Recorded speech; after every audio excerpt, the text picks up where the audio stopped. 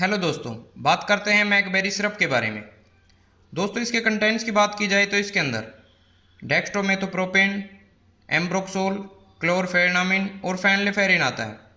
दोस्तों, ये एक कोल्ड और कफ फॉर्मूला होता है। इस सिरप का यूज आप कफ होने पर और कोल्ड होने पर कर सकते हैं। दोस्तों, इस सिरप का यूज डायबिटीज़ के पेशेंट भी कर सकते हैं।